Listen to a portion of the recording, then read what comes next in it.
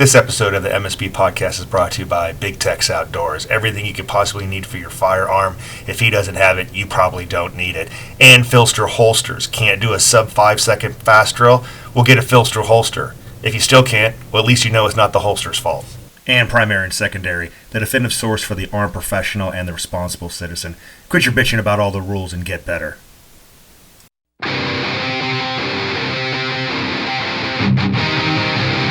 Hey guys, welcome back to the MSP podcast, nicknamed the Get Better podcast, nicknamed the Self-Reliant podcast. Why do I say that instead of, the 3% Yo Get Your Gat On podcast, guys? Because it's more than just about guns, right? It's about combatives, martial arts, nutrition, getting your work on out, all those things, man, because you got to be the complete person because no one's coming to save you. Today, super stoked to have my buddy Bryan Veliz on the show. Per my norm, I don't like to do introductions, so I'm going to go ahead and let him explain a little bit of himself, about his background, and why the hell he thinks he's on my show. What's going on, guys? Thanks for having me out, Scott. Yep. I appreciate it, brother. For those of you who don't know me, my name is Bryan Veliz. I'm a full-time officer down here in the Southwest Texas region, kind of in that armpit of Texas, near San Antonio, Texas. I've been doing that about 8 years, full-time patrol, part-time SRT, instructor for the department, FTO, and all those good top hats that you can get at the agency. Yep. So what I have noticed in my travels and training and yada yada is that everybody kind of has different names for what people typically known as SWAT, right? Yeah. So your team is called SRT. Right? Yeah, SRT. And that's what, Special Response Team? Yeah, right? Basically. And for all intents and purposes, it's SWAT.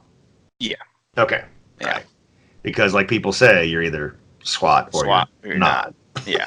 Yeah, exactly. Right. So just to clarify that for all people, because, we don't want people thinking you're not SWAT. You know what I mean? So, anyway, that said, all right, dude. So how you and I kind of met is we have some mutual friends. I think the most significant of which is Drew Estelle of Bear Solutions, right? Good dude. Love that guy. Great dude. Some serious bro love going on there between you two guys, and then he kind of. At the risk of saying something kind of weird, he turned me on to you on Instagram and said, "Hey, man, you need to follow my boy, Slytac Training, right, on Instagram." Dug it. Said, "Yeah, man, good stuff. What's with the name Slytac? What's that all about?" So it's I used to race motocross when I was younger, and that was kind of my nickname, Sly. And so it just kind of stuck within that. And basically, like, my terminology for Sly is somebody who's just able to smooth out the rough edges of a problem. That's all it is. Just basically a problem solver. Okay. Yeah. Interesting. And then obviously, tack is tactical, right? Unless you like to take tax when you were a kid and just threw that in there, right? No, I don't think about that now. Okay, so cool. So you've been police now for 7 years. Yeah, right? 7-8 years around there. Yep. And then, and now you're starting to get more and more known out on the national training scene. Why do you think that is? I think it's just putting out a combination of different things. Honestly, it's putting out good, valuable content, not just meaning like for Instagram stuff, right? But good training content, right? Good, valuable program content, and then also from people who reference me, right? So people like you, people like Drew, people like Petty, and different people. And I think it's a good combination of all that. And then also, it's just going out and just being a good dude, and I believe just trying to help everybody out. Makes sense? Yep. Yeah. So let's go ahead and go into that, right? So you and I met for the first time at the Ohio Tactical Officers Association. We were both teaching. I was doing my red dot shtick out there with Jim Dexter, and you were doing VCQB. Whatever. VCQB, There you go. I always get those acronyms. Like, wait a minute, which one is it? Hold on. Dyslexia sets in. Anyway, which is Will's program. So you are a certified instructor for that program under Will, right? Yeah, I'm one of his How did cadre. how did that happen? Yeah, so you're actually one of his. You're not just Yeah, a certified instructor. You're one of his cadre, like you yeah. and guys like my other buddy Brandon Rich, who lives by me here. How did that happen? Man, it's kind of been a journey on that. Really, I took VCQB instructor back, I think, late or early 2016. And then so that was the first time I met Will.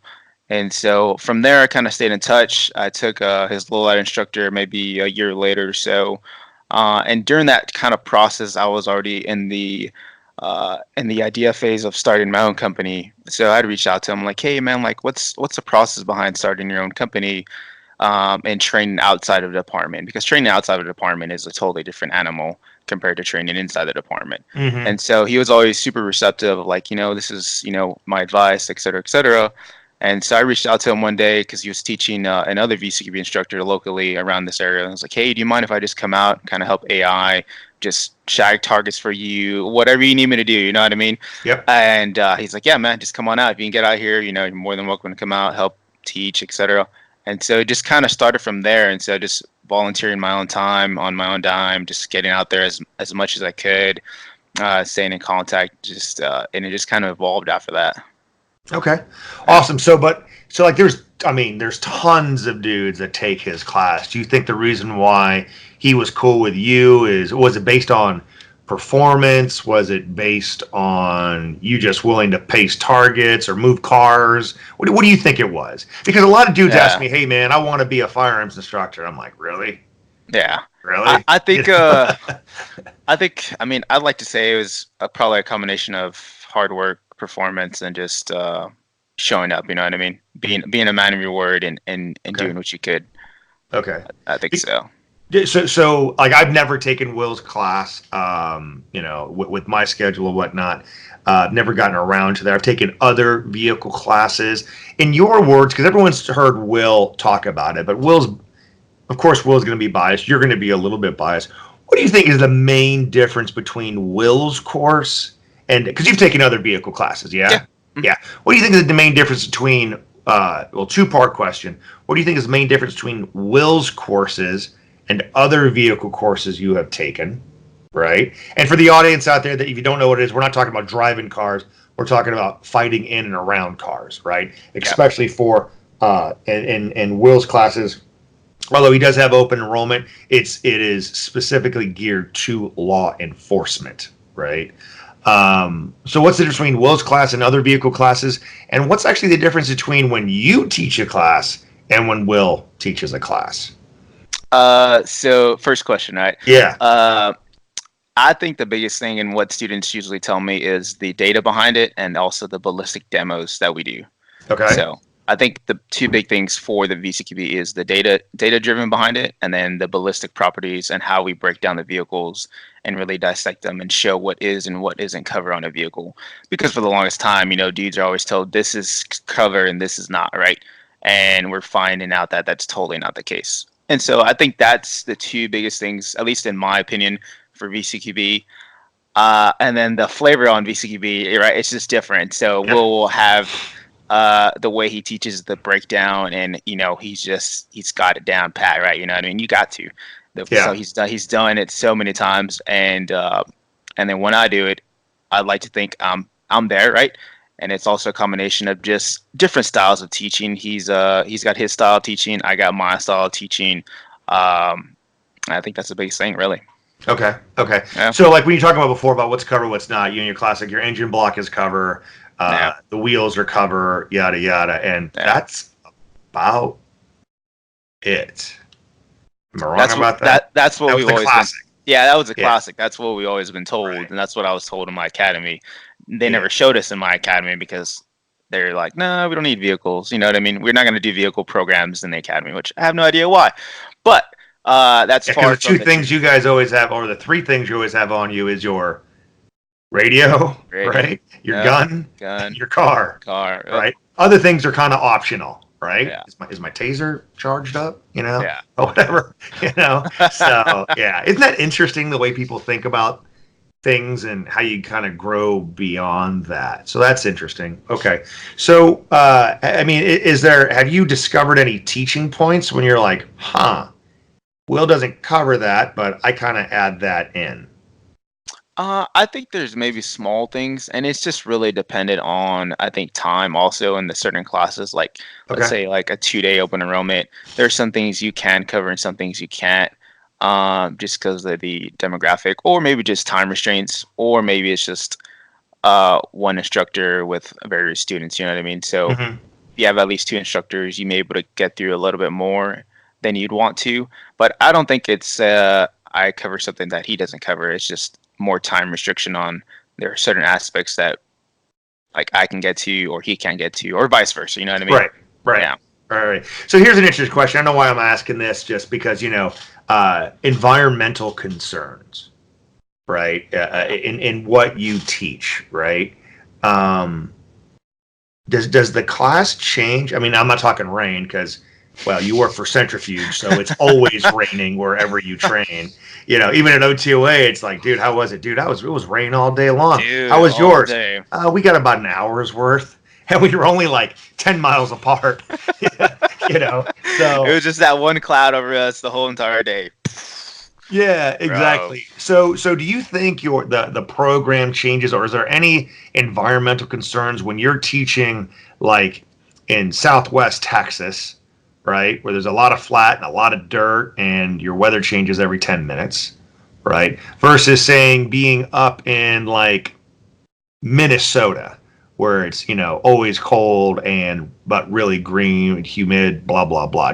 Is there any environmental concerns with the way you're teaching and stuff like that? I don't know why I'm asking that question. I just was wondering because of the differences in weather and where we were just teaching. No, not really. I don't see anything changes. It's just more just affecting students, but that's it. You know what I mean? As far as it affecting the way like the program is or certain topics, like no, I mean nothing really. The environment doesn't dictate like the training aspect of it. You know what I mean? Yeah, like rain sucks, but you know what I Yeah, mean? Rain builds character, as they say. it does. It does Yeah. indeed. It does indeed. So cool. Got a couple questions on the top of my head. I hope I don't forget them though. So, number one, so you've only been police for 7 years, right? Yeah. And you have all this training, and you are known, getting known nationally already. Um, are you part of the training cadre at your department? Yes. You Yeah. are. Yeah. You are. Okay. Because for a lot of guys that I know, right, that have been popo for a while, a 7-year cop is still kind of a rookie, Yeah. It's Compare. comparatively young. Yep. So how does your department look at you as you're emerging as this national level instructor? How do they look at you? I'm just curious. So you get a little bit of both sides. So real quick, I started back in 2011. Took it up to like 20 courses, a little bit more than that already. Yeah. With all kinds of good dudes. And so even during that time period, it was like, oh, you're that tactical guy. You kind of become the black sheep, and Yeah. all you want to do is train, et cetera, et cetera. I'm like, yeah, because my life matters, right? Try not to Yeah. get killed out here. Yeah. Just go ahead and finish your report, bro. Yeah, Right? like so. There's always been some of that, you know what I mean. I think that's just natural, and I think that's maybe a little bit at different departments. Um, but now they've been pretty open and receptive because they see the changes that we're trying to make and the data, and really trying to help improve guys and really get away from we've always done it this way. Right. Right. Yeah. It is interesting, man. I mean, how I talk, for example, I was at Santa Ana, California PD, right? And I guess I was the first outside instructor they brought in. And I was like, really? That's crazy. But then, like my buddy Clint was telling me, but then they don't really hold anybody within the department in high regard because Yeah. they know you. So how can you be any good? Yeah. Yeah. So, and I think that's an emerging thing in departments, and it's an interesting balance, especially with social media and how it markets people, and how you can show what you can do as long as you're being honest about it, right? So, how do you use? I mean, do you think marketing is important for what you do? I mean, because you have nice content on your IG channel, I right? try. It's no, it's dude, it's polished. I mean, I see a lot on there, and I'm like, oh, that's cool, bro. But yours is pretty polished. It's interesting, it's relevant, yada yada. So why do it, man? I think it is. I think marketing can be a great tool, and some people need it more than others. I would say, like, it just depends really. But I think you need to, especially to get your name out there, to get your brand out there, because at the end of the day, we're kind of all media companies in a sense. You know what I mean? Like, Okay. how are people going to find you if you don't really have good marketing? You know, Yeah. Yeah, yeah. at least I think Yeah, so. I agree Yeah, with you. yeah, I'm trying to get the message out to all my quiet professional friends that, oh, if I do a yeah, good job, my students are going to talk for me. I go, yeah, yeah, bro, but you know what? They're not marketers either. You yeah. know what I mean? So yeah, and you, I mean, that's part of your success. I mean, if the content's not there, or the skill set's not there, or the instructional abilities not there, Fair. it doesn't matter what you put on IG. You Yeah. know what I mean? Or any other social media platform. So that's my thoughts, and I just want to talk to you about that because I think you agree. Um, No, yeah, I think so so. I think you need at least all three, or at least two out of the three. okay, so how Yeah. do you, in your opinion, right? Because you've got some content on there, you have a good number of followers and stuff, which means you're on there and you're looking at other people's content, to borrow ideas, maybe, right? Yeah. Anyway, how do you, as a person, as a not only instructor but as a student, right? Because you're always a student. When someone comes out that's kind of new, how do you go? How do you kind of vet that person out in your own mind of going, hey, that dude seems to be legit. Hey, that dude's perpetrating a fraud, right? How do you Yeah. go about that? I think so sometimes, certain things that I've seen, I kind of just try to step back from it and be like, okay, what's he putting out? Is it logical? Does it make sense? Like, all right, cool. That's kind of the simple, first verified way. Like, all right, was that logical? Did that make sense? You know what I mean? Like, was it totally far off to left field, or was it not? Depending on, Mm-hmm. like, what the content is. Yeah. And then, of course, just kind of word of mouth, and reaching out to different sources, like, hey, have you heard of this guy before? Have you not? Et cetera, et cetera. And that's usually a good way to do it, through different forms, like maybe PNS or dudes that or Mm-hmm. whoever it may be. I think that's a good option, right? Because we got to hold each other accountable. Yeah. Yeah. Yep. Yep. Yep. We do police our own. We do Oh, police yeah. our own. Yeah. So you're a red dot shooter on your pistol, right? Love it. No going back. No going back. No going back. How long you been doing that? 3 to 4 years. Yep. 3 to 4 years Yeah. now. So when you are teaching for Centrifuge, do you use a dot on your pistol? Yeah. Yes. And since we've always established that it always rains in a VCQB class, how many times have you died because you use a red dot in your pistol in the rain? I'm still here, bro. Still here. I'm still kicking. You have not yet been No. killed on the range, which is attached to the streets. Yep. All I'm right. still kicking. So let's talk about that right now. I don't tell people, bro, it doesn't affect it. It's matter on your glass. What do you see? How do you combat water or fog or whatever getting on there? And you're rolling around in mud and water and rusted metal and Yeah. window fragments and shit. How do you deal with that, man? So when I'm not, like, directly online, the simplest thing, right? If you don't already have this Farland holster with a hood on it, I just put my hand over it to keep the rain from getting there, right? So Okay. problem number one solved. Yeah. Now, anytime I'm shooting or doing positional work, I usually don't have any issues. I've rarely had the dot, get hit. The dot, the emitter get hit from rain and stuff. Like, Uh-huh. rarely had that issue. Anytime that there's debris or something, including the optic, I usually just use either like a guillotine method or different sighting method to help. And then once you're shooting, right, that blocks off that mud, or depending on what it is. So I don't really have any issues with it, honestly, man. Yeah. Yeah. Yeah. Just Yeah. people on the internet trying to make Yeah. up problems, Because, dude, I'm sure in all the years of you been a cop and training and in that horrible weather, you've never seen a front sight fall off, No. right? You've never seen a rear sight walk ever. No, You know never. what I mean? Never. So awesome. Well, that's good, dude. I'm glad to know that you've never died No. because you shoot a dot in the rain. Awesome. All right. And I'm still running a type 1 too, I think. Oh yeah, we did talk Yeah, about that. it's a Oh type man, 1, yeah. dude, you were tempting the gods, man, right there. I need to get a few more.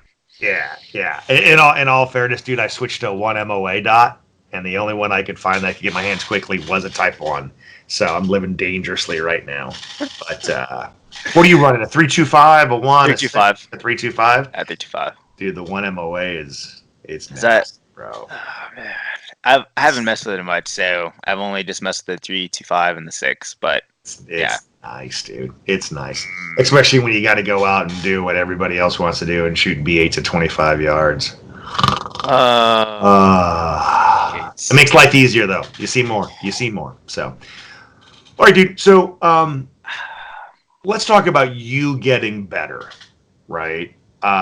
So how did you decide, like, you're in an apartment, is it a small department? Is it a medium size? I mean, it's not small, far. small It's department. small, right? Because you're Yeah. basically a part of San Antonio Metro. Yeah, well, I'm further out. I'm like 2 hours from it. So I'm you're like like on 2 the hours corner. from. Yeah. Oh, you're not Yeah, even. yeah. Okay. Yeah. Okay. no, So no. it's a small department, right? You're looking around. They're telling you, no, bro, only engine blocks and wheels, yada yada yada, right? What made you kind of go, you know what, man? I don't know. I need to get better. What was the motivation on that? I think it really started before I got into the academy. I think I was just kind of like, I made myself a promise, like before I started the academy, like I was going to drop weight. I was going to stay in shape. I was going to be the best that I can within that craft, within that calling, right? I wanted to know the law. I didn't want to have to second guess myself. I wanted to be proficient and really just to master my craft.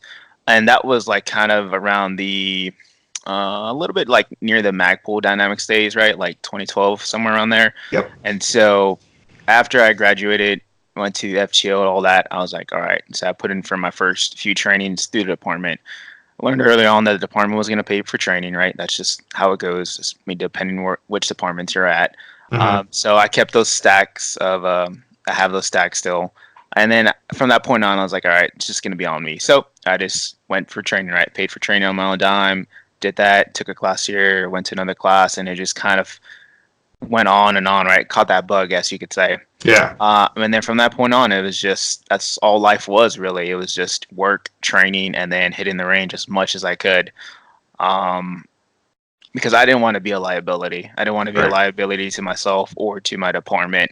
And I wanted to represent that uniform as best as I could, right? To be in good shape, to be known as a guy like, yeah, you can count on him, right? Right. And I just I've kept that mentality since I started until now, and I don't think I'll ever lose it. Right. Yeah. So being from a small department where I'm going to assume, just for the context of this question, that there were a lot of guys who weren't doing what you were doing, right? Which kind of made you the novelty, right? But you are now part of the instructor cadre there. They understand, the skill set and the teaching ability that you have. How'd you get over that, man? How do you get guys who don't want to train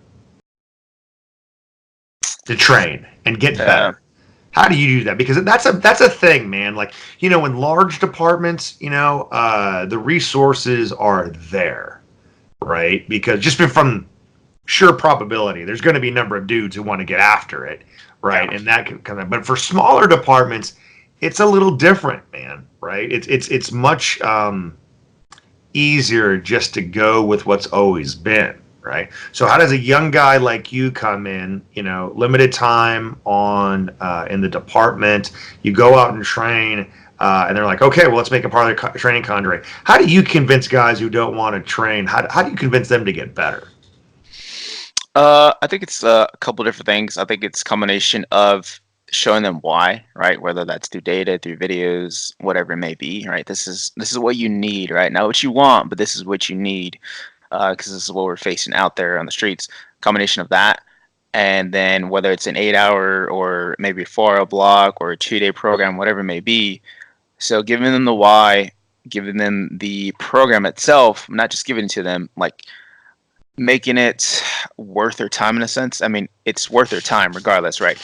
But I think it's a combination of once they get out there, give them the building blocks of the program, what we're doing, and then also you got to make it fun and relatable, right? Because at the end of it too, like guys got to have fun when they're out there on the range, right? It's kind of like you got to make it appealing to them so they want more, right? Because if it's just like, hey, we're just doing this and that, if you're just like, what's the word for it? Don't know the word for it. Forgot off the top of my head.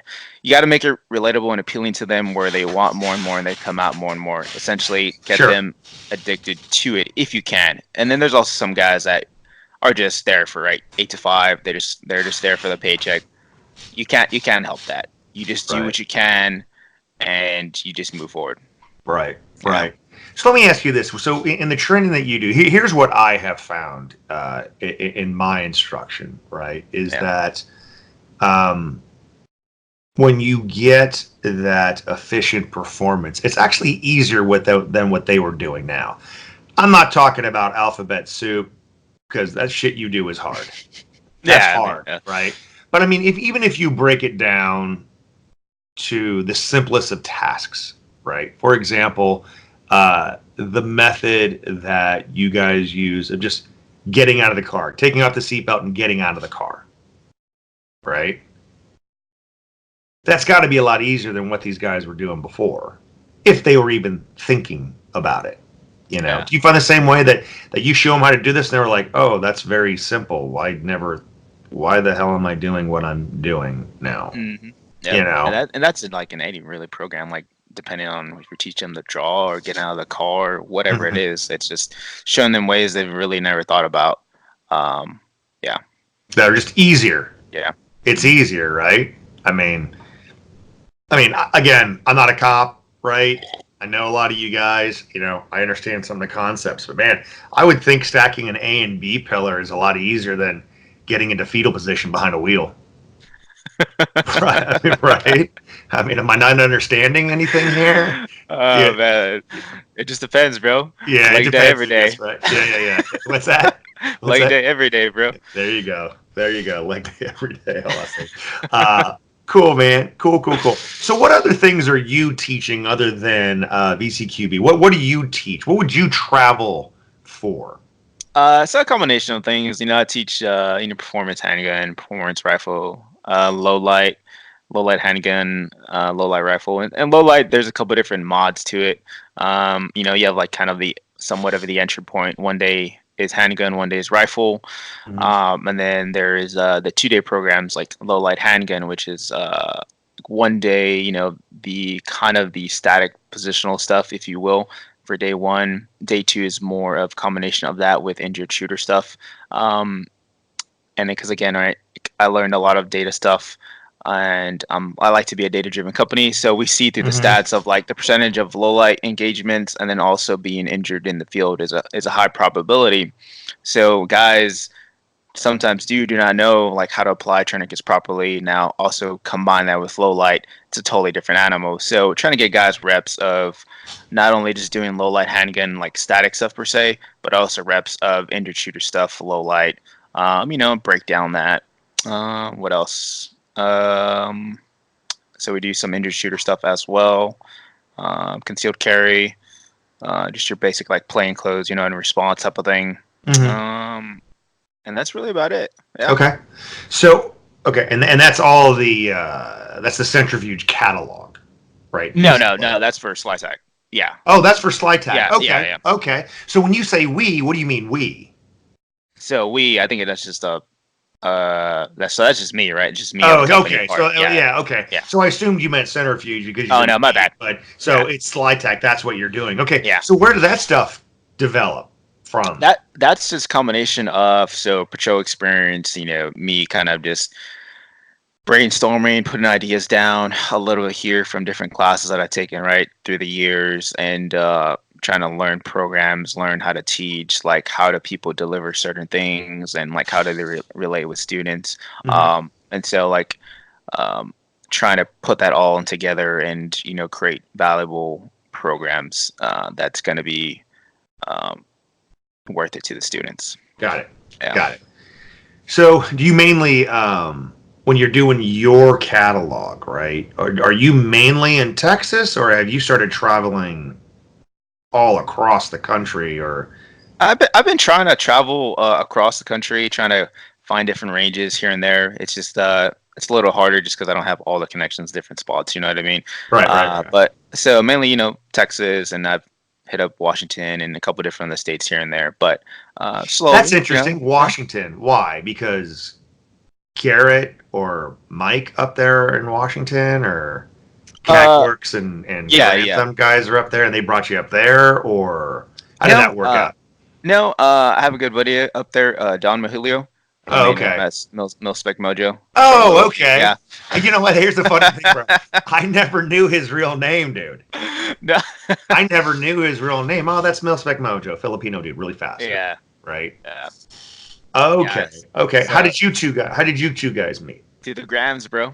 Through the grams. Through the grams, right. Man. Yeah. So we just kind of started talking back and forth, and like, hey, man, why don't you come on out? I was going to make a slightly ethnic joke there, right? But I can do that, right? So he saw you, you saw him. Brown recognized Brown. Come on up, homie. Come on up.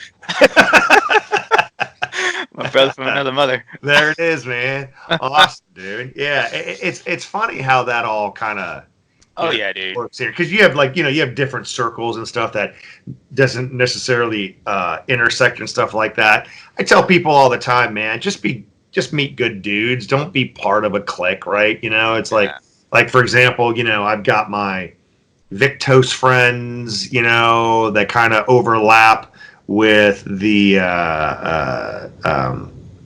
Gray Hive friends, that kind of overlap with the IG friends, that overlap with this, that, and the other thing. You know what I mean? And it's like, just meet good dudes, get better. I think so, man. I think just be a good dude. Meet other good dudes. Just be a good human, man. Like, you know what I mean? Yeah, That's all it is. 100%, 100%. So speaking about a good human, dude, why are you so nice? You're like the one of the nicest guys I've ever met. I mean, I know that you're a devout Christian, right? Yeah. Yep. Mm-hmm. And for the audience, we're not going to start going down that road. But I mean, it's a thing. Yeah. It absolutely is a thing. People don't realize that about me and Bev, but we are. And people see Christ up there, but that's all Jesus. Yeah. No, that's the real Jesus. The real dude. That's dude. That thing that's old school, dude. Remember when we had like the 3D pictures? Yeah. Right. Oh, okay. That's a 3D crucifixion up there, man. Look at that. Look at that. Anyway, bust on my candles, bro. Oh. Right, man. That's right, dude. That's right. Awesome. So yeah, dude, you're like one of the nicest guys ever, man. You're always smiling. You're like that. How can you be a rough and tumble, barrel-chested freedom fighter and be so nice? Because man, there's a lot of grumpy dudes in this industry. Yeah. Right. I mean, how are you so nice? I think it's just kind of part of my faith type of thing, right? Just treat others as you want to be treated. Really, I think that's just really what it comes down to. There's enough, whatever you want to call it, within the industry, within LE, within whatever, right? I just want to be known for a good dude, right? Like, just, hey, yeah, you can count on him. He's a good dude. Whatever he needs, right? I want to make training fun. I just, I don't have the right answer for that. I think it just comes back to my faith and just really treating others as I would want to be treated. Because nobody wants to be treated, crappy or whatever. But then why are dudes so grumpy in this industry? I don't get it, man. We get paid to shoot guns. I don't know, man. Why are you so grumpy, bro? I don't know, dude. Me neither, man. Me neither. Get over it. You're making people better, or at least trying to. Maybe that's why you're not grumpy. I mean, that's why you're grumpy, because you're not making people better. I don't know. You don't have a red dot, that's why. Some of these dudes have dots. Yeah, I know. Some of these dudes have dots. Some grumpy dudes that live in like your neck of the woods, man, they hate the dot. They are grumpy. We won't go into that person's name. Anyway. All right, cool. So what's next for you, man? Before we get to the last subject, what's next for you, man? Are you going to? What would you like to see for Slytac, man? Man, I'd really like to see it continue to grow. Right, this is, I think, my second year in business. I think so. Okay. So second year as within the company Slytac. So I'd really like to see it grow, and I'm really trying to work on a couple different more programs to bring to the table to help everybody out. And so that's kind of in the works. And really just kind of stay relevant, stay out there, continue to AI, continue to help out, all my buddies out there as much as I can. Sometimes I'll go help Drew out, just, hey, man, can I come down? Just come hang out, help you AI, do whatever you need me to do. And yeah, so, but that doesn't count because he's such a good-looking man. Yeah. Even if he wasn't shooting, you would just want to kind of come out and hang out with him because he's so good-looking. Wait a minute. What? Wait. Too much bro love. Bro. Too much bro love there. I remember, before we get to the last part, I do have a question for you, right? So what you teach is LE-centric, right? Yeah. But you do open enrollment. Yes. Right? And you're such a nice guy, I know you'll give me an honest answer of what you really feel, right? So when a civilian comes out, when an accountant comes out to your class, and let's say it's it's a vehicle class or a low light carbine class or something like that, right? Why are they there? Because some dudes will say, "Oh, dude, this is just your tactical LARPing, or you're just playing dress up, yada yada." What are your thoughts on that? And I know it's kind of hard because they're paying you money; they can do whatever they want to do, but yeah. What for a civilian? Why is it of any advantage? I think dudes just want to really get better, right? Dudes are seeking information, and that's also depending the region wise. But I think dudes just want to get better. Dudes want to protect their family. They want to protect themselves. They want to get better. I think so, really. Yeah. So you don't think they're silly? No, I mean, of course not. I mean, if I was all about the Second Amendment, if I was all about protecting myself or my family, and I didn't have the background or the knowledge to know about that, right, I would seek that stuff out. Right. Exactly. There seems to be a thing going on right now with civilians going to classes, and I get it, man. Some dudes are. If you're going to show up to a Pistol 1 class and you're all about the cry multicam and a chest rig for a pistol class, come on, bro. Yeah. Come on. But, lately it's kind of like, guys showing up and they're in proper gear, right? But they're an accountant and they're kind of getting busted on. And I get it, man. Sometimes it is, fantasy camp and stuff like that. But you're an American. You can do what you want, man. Don't listen to others. Don't listen to other people. So, all right, dude. So we're going to come on the last part of this. And this is going to be hard for you, dude. Because you're such a nice guy. Don't do this to me, Scott. But you got to do it, man. You got to do it. So the get it off your chest segment, right? So I'll kind of give you some guidelines here, which you can follow, which you can't, or you don't follow, right? So what do people need to start doing to get better? What do people need to stop doing to get better? Or whatever else you want to talk about. Don't talk about your neighbors. Nobody cares about your neighbors. Yeah. So give it to me, man. Oh man. So start doing things to get better. I think the biggest thing is setting a routine to getting better. It's like with working out, right? So dudes think like maybe going to the range, I don't know, like once a month. I mean, if that's all you got, that's all you got. But try to set a routine. So whether that's dry fire at least 2 times, 3 times a week, or trying to hit the range at least 2 times a week, or maybe twice a month, and really sticking to that routine. Because as we know, right, shooting's a perishable skill. And as instructors, everybody thinks we get all the time in the world to shoot. That's not always the case. So actually, you shoot less.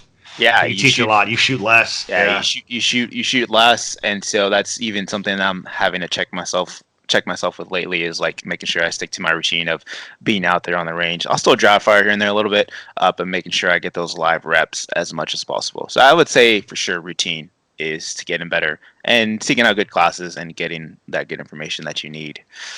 And what was the second question again? What would you wish people would stop doing? And if they stop doing stuff, they'd get better. Stop doing.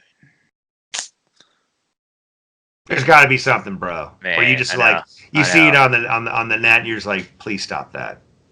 Please stop that. Man, such a good question. I'm trying to think. Stop doing things. Stop doing to get better. Man, that's a hard one. See, bro. that's the thing. That's a hard one. It'd be hard for you, bro. Yeah. You're such a nice guy.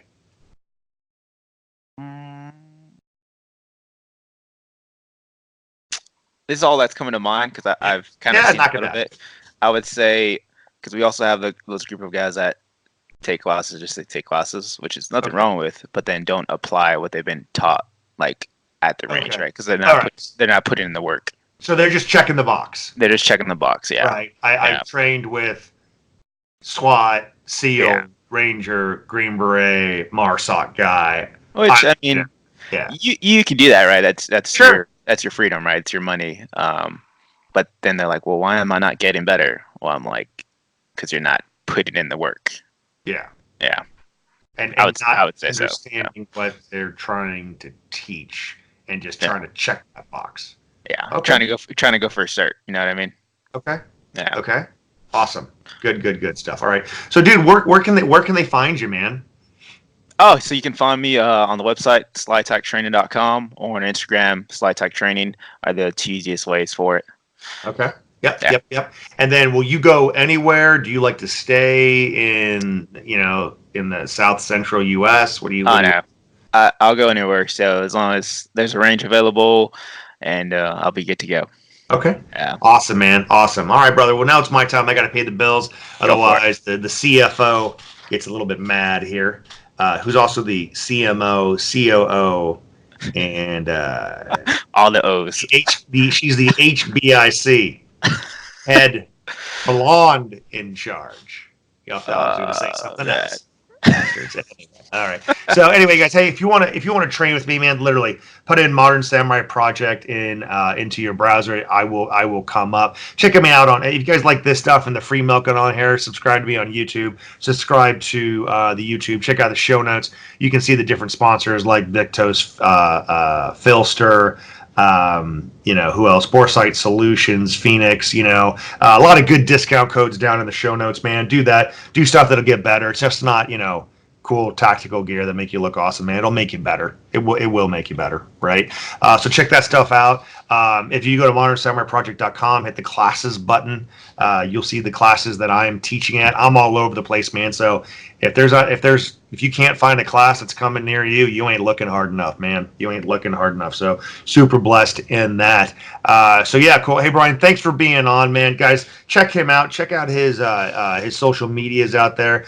Good dude. Again, one of the nicest guys. And I know good dudes that says he's a good dude. So he's a good dude. All right. Go train with him. And hopefully take my class, take his classes, take everyone else's classes that we've mentioned. And because it's all about being good, stay safe, get training.